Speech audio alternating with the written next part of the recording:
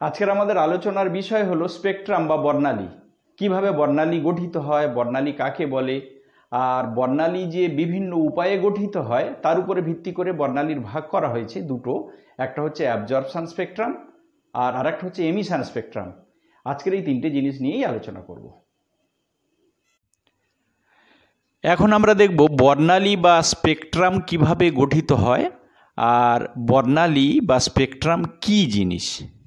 দেখো, ক্লাস 10-এ তোমরা শিখে এসেছিলে সাদা আলো কোনো প্রিজমে যদি ফেলা যায় তাহলে প্রিজমের অপর পৃষ্ঠ থেকে যখন সাদা আলোটা বেরোয় তখন সে আর সাদা থাকে না।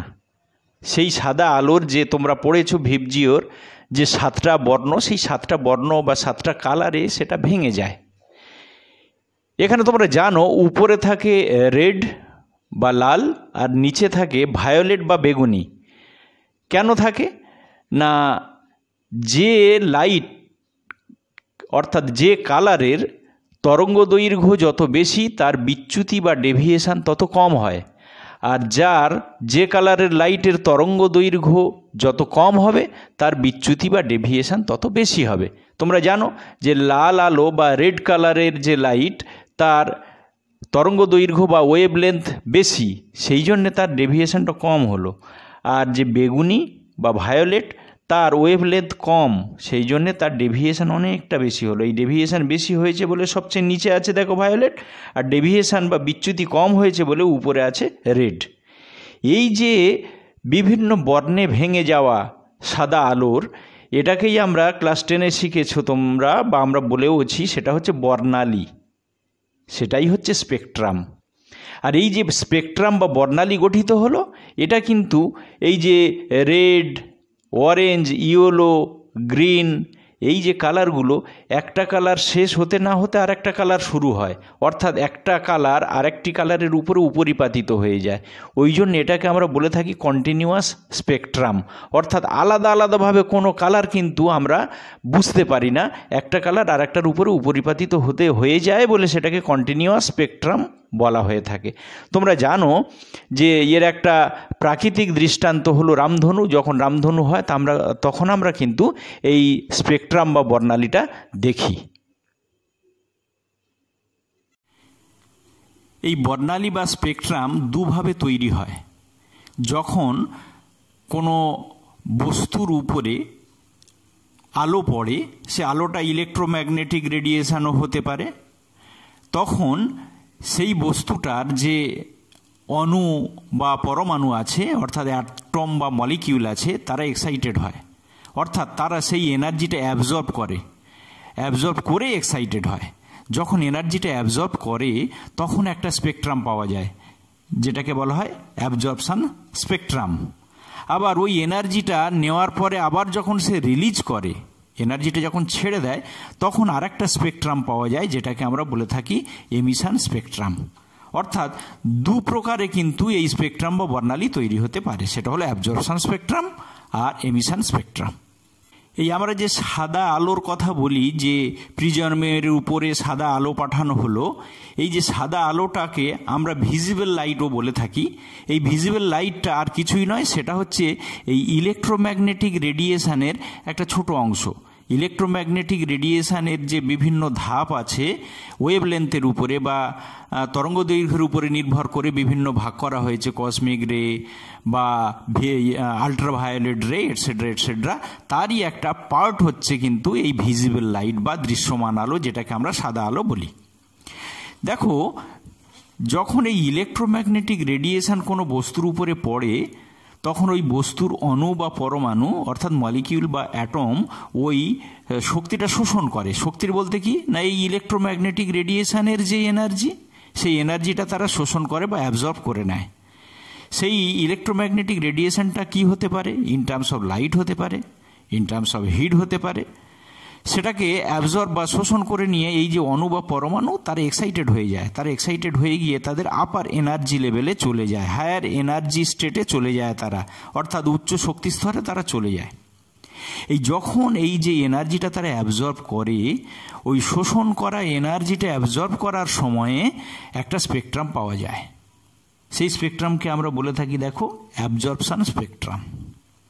এই যখন উচ্চ শক্তি স্তরে চলে গেল অ্যাটম বা মলিকিউলগুলো ওই এনার্জিটা অ্যাবজর্ব করে সেই উচ্চ শক্তি স্তরে তারা কিন্তু থাকতে পারে না। কেন জানো? যে ওই শক্তি স্তরটা খুব অস্থায়ী শক্তি স্তর। তখন ওরা আবার সেই পুরানো তাদের যে শক্তি স্তর ছিল সেই পুরানো শক্তি স্তরে তারা ফিরে আসতে চায়। যখনই তারা সেই পুরানো শক্তি স্তর বা নর্মাল স্টেটে ফিরে আসতে চাইবে তখন কি হবে? যতটা এনার্জি তারা অ্যাবজর্ব করেছিল ঠিক সেই পরিমাণ এনার্জি তারা আবার ত্যাগ করবে। তারা এনার্জি রেডিয়েশন যেটা নিয়েছিল সেই রেডিয়েশনটাকে আবার এমিট করবে। ওই এমিট করা রেডিয়েশনটা কোনটা বলো তো? যেটা অ্যাবজর্ব করেছিল সেটাই তারা আবার এমিট করছে, যার ফলে আর একটি স্পেকট্রাম বা বর্ণালী আমরা পাবো, যেটাকে বলা হচ্ছে এমিশন স্পেকট্রাম। এখানে একটা কথা বলে নিই, অ্যাবজর্পশন স্পেকট্রাম যখন আমরা দেখব তখন কি দেখব না, যেটা অ্যাবজর্ব করেছে সেটা দেখব। আর এমিশন স্পেকট্রামে কি দেখব না, অ্যাবজর্ব করা যে এনার্জিটা সেটা আবার যখন ফিরিয়ে দেবে তখন ওই স্পেকট্রাতে সেই অ্যাবজর্ব করা এনার্জিটাই আমরা দেখব।